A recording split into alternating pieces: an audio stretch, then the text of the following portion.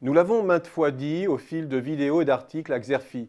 L'Europe, qui se voulait un vaste projet intégrateur au service du rattrapage des économies et de l'harmonisation fiscale et sociale, vire au fil des années à l'inféodation de la périphérie par le cœur.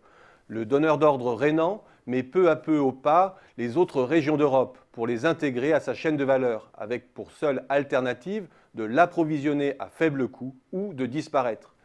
J'aimerais vous convaincre en quelques chiffres que cette lecture inquiète de la dynamique industrielle européenne, même si elle est simplificatrice, correspond à une réalité forte. Lorsque l'on parle de polarisation industrielle d'abord, il est bon d'avoir en tête l'hyper-domination allemande sur quelques secteurs stratégiques. L'énumération parle d'elle-même. L'Allemagne, c'est 53% de la valeur ajoutée européenne dans l'automobile en 2011. La France, 5%. C'est 46% dans les équipements. La France, 7%. C'est 34% dans l'informatique et l'électronique. La France, 6%.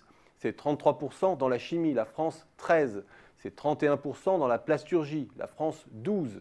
C'est 30% dans la métallurgie. La France, 11%. Voilà aujourd'hui les écarts entre la première et la seconde industrie d'Europe.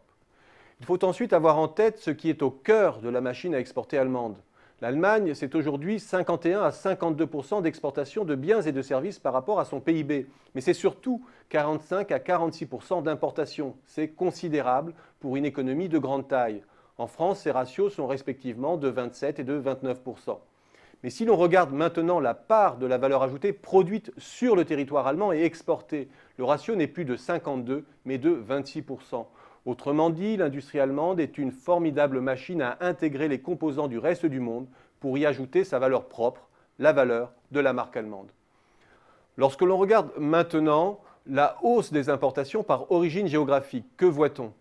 Que les hausses les plus fortes depuis 2007 sont observées dans les PECO, les pays émergents d'Asie, d'Amérique du Sud, d'Afrique, les Pays-Bas, pays de transit des matériaux venus du reste du monde, le Portugal, la Turquie. Autrement dit, les plus fortes progressions sont observées dans les pays à faible coût du monde ou d'Europe. C'est bien ce que montre la corrélation suivante. Les taux de croissance des importations décroissent plus l'on se rapproche des pays à coût du travail élevé.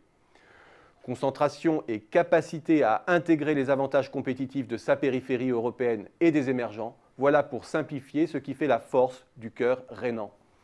La France ne peut plus aborder sa stratégie industrielle en faisant abstraction de sa position de challenger.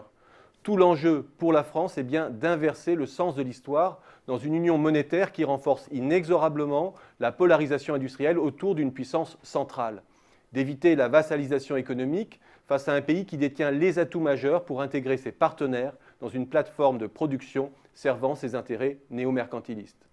Les alliances, le plus souvent extra-européennes, un déplacement vers des spécialisations différentes ou complémentaires de celles de l'Allemagne, l'appui de l'État seront nécessaires pour aborder ce rapport de force terriblement inégal.